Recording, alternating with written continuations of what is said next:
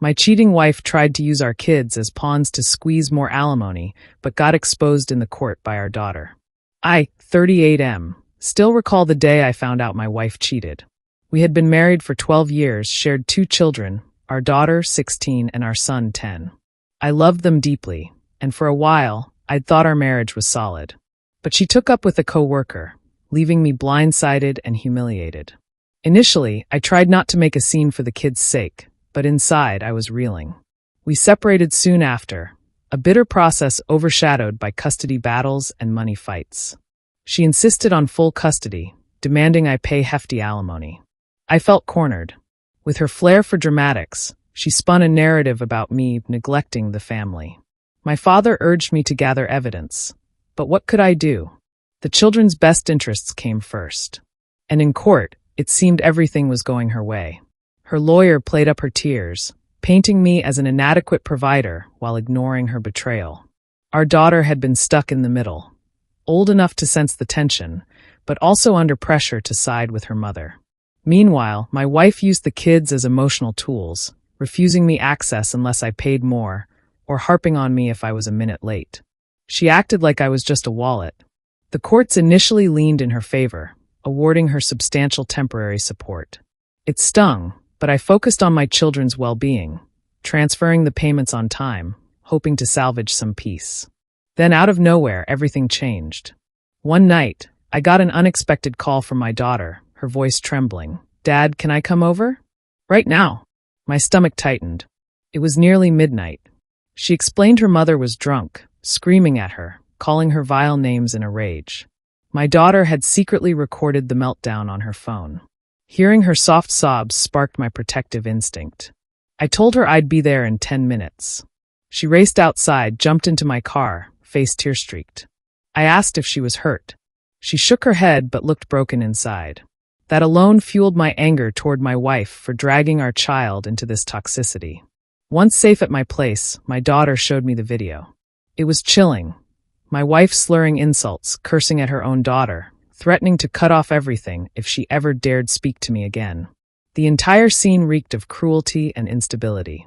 I felt heartsick. This was the same woman claiming in court that she was the perfect mother, while I was the unfit one. Now I had proof of her abusive behavior. My daughter decided she wanted to stay with me permanently, refusing to return to her mother's house. I wasn't going to force her. If my wife wanted to twist the custody arrangement to her advantage, now the tables might turn. The next court hearing was in a few days. I realized we had a powerful piece of evidence to challenge her smear campaign, and to protect my daughter from further emotional harm. The morning after my daughter arrived, I called my lawyer. I explained the entire situation, how I'd previously lost ground in court, how my wife was using the kids as leverage, and now how my daughter captured that disturbing video. My lawyer's reaction was immediate. This is a game changer. With her documented abuse, the judge can't ignore her unfit behavior. Bring your daughter, her phone, and let's prepare for the hearing. Meanwhile, word spread that my daughter was staying with me. My wife left frantic voicemails. "You can't just take her away. I have custody." She demanded I send her back, threatening legal repercussions if I disobeyed the custody order. But my father reminded me, if your daughter is in danger or refuses to return, no judge will force her. That video proves it's not safe. I stayed calm, ignoring my wife's calls. Let her stew. On the day of the hearing, tension hung thick in the courthouse hallway. My wife stood near her lawyer, exuding confidence. She'd strutted through the prior sessions, sure the court would side with her. But this time my daughter was by my side. My father joined us for moral support. We marched in, heads high, ready to blow her false image wide open. Her lawyer opened with the usual, painting me as incompetent, claiming I could barely handle the kids, so she needed extra alimony. He argued the kids were better off with her, that I was trying to alienate the children. I clenched my jaw, glancing at my daughter. She gave a small nod, encouraging me to stand firm. Finally, it was our turn. My lawyer calmly presented the background. My wife's affair, her manipulative attempts at child support, and the newly discovered video. The judge's expression shifted from polite neutrality to concern as we explained the context. Then came the highlight. We played the recording in the courtroom. My wife's shrill, drunken voice filled the space, hurling vile words at our daughter, threatening her, insulting me, calling our daughter ungrateful, and worse. My wife's face blanched. Her lawyer tried objecting, claiming it was illegally obtained evidence, but the judge allowed it given the circumstances. A minor capturing real-time abuse in her own home. The effect was damning. The judge's gaze turned stern, focusing on my wife. My daughter bravely answered the judge's questions, voice trembling but resolute, confirming the date, how it wasn't the first time. The judge nodded gravely. Suddenly, the power dynamic flipped. Instead of me being on the defensive, my wife was. She stumbled through excuses. She was stressed, drunk, that it was just words. The judge wasn't buying it. Words that threaten or demean a child are abuse, he stated firmly. My lawyer pressed for an immediate change in custody. My daughter had chosen to live with me for her emotional safety. At that point, my wife realized her gambit for high alimony and full custody was collapsing. Her face hardened in desperation, throwing out claims that I'd pressured my daughter to record. But the judge saw the raw fear in my daughter's eyes. He demanded an explanation for the mother's vile language. She flailed for answers. The hearing ended with the judge requesting a final settlement hearing soon and praising my daughter's courage. In the days that followed, everything shifted. My wife's lawyer tried to salvage her case by painting her as a loving mother who made one mistake. But that mistake was enough to unravel months of her manipulative facade. My father told me, now the truth's out. She can't bully you with the kids anymore. Indeed, she realized her scheme, using our children to extort more money, had backfired. My daughter wanted nothing to do with her. She started refusing even phone calls, telling me, "I just can't trust Mom right now. She's always so fake." It broke my heart, but I couldn't force her to talk to a mother who mistreated her. Meanwhile, my wife bombarded me with texts, half apologetic, half accusatory. She insisted I was taking advantage of one drunken moment to turn the kids against her. I responded once, reminding her it was her repeated toxic behavior and threats that drove our daughter away. She tried coaxing me into side deals. "If you don't push for full custody, I'll drop the spousal support demand." I refused. My father and mother urged me to keep everything above board. Let the court finalize a fair settlement. At the next hearing, the judge had reviewed the additional evidence. Character testimonies, my daughter's statements, prior attempts by my wife to sabotage my visitation. The judge hammered down new custody orders. My daughter would live primarily with me. My son would have the option once he was old enough to decide. The judge also drastically reduced her alimony request, calling it unjustified given her manipulations. She tried to paint me as a useless father, but ironically, the video proved she was the one unfit that night. She ended up with minimal spousal support, and the judge made it clear that if further evidence of abuse emerged, she might lose all custody rights. She looked shell-shocked in the courtroom. Gone was her triumphant swagger. A hush fell as the judge delivered the final decree.